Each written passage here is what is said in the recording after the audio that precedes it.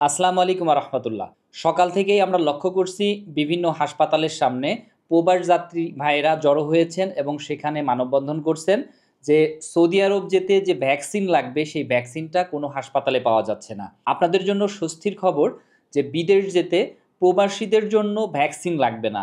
Vaccine লাগবে শুধুমাত্র যারা ওমরা হজে যাবেন বা ভিজিট ভিসায় সৌদি আরব যাবেন তাদের জন্য। প্রথমে যে নির্দেশনা আতাব থেকে এসেছিল সেটা আমি স্ক্রিনে দিয়ে দিচ্ছি। এখন নতুন করে একটি নির্দেশনা এসেছে সৌদি আরব থেকে।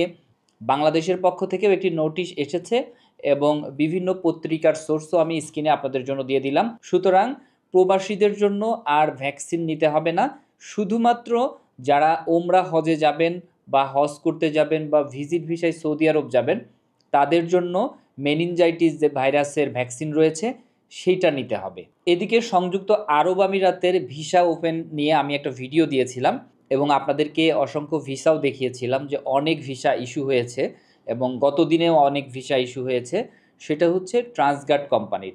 তো দুবাইতে এখন শুধুমাত্র সেমি গভর্নমেন্ট যে কোম্পানিগুলো রয়েছে, গভর্নমেন্টের যে কোম্পানিগুলো রয়েছে, শুধুমাত্র সেই কোম্পানিগুলোর ভিসা পর্যায়ক্রমে আস্তে আস্তে ইস্যু হচ্ছে। পুরোপুরি যে লেবার ক্যাটাগরির যে ভিসাটা এখন পর্যন্ত ওপেন হয়নি বা ভিজিট ভিসাও ওপেন হয়নি। তো ভিজিট ভিসার একটা সুখবর আছে যেটা নিয়ে আগামী ভিডিওতে আপনাদের সাথে আলোচনা করব।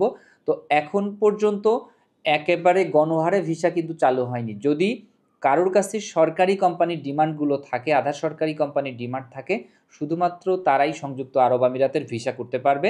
তো আপনারা দেখেছেন ভিআইসি গ্লোবাল RL2556-এ দুবাইয়ের শেখের কোম্পানি হামদাদ বিন জায়েদ নাহিয়ান উনার কোম্পানিতে অসংখ্য কাজের সুযোগ রয়েছে। আপনারা সেই কোম্পানিতে চেষ্টা করতে পারেন। সবাই ভালো থাকবেন, সুস্থ থাকবেন। আসসালামু আলাইকুম।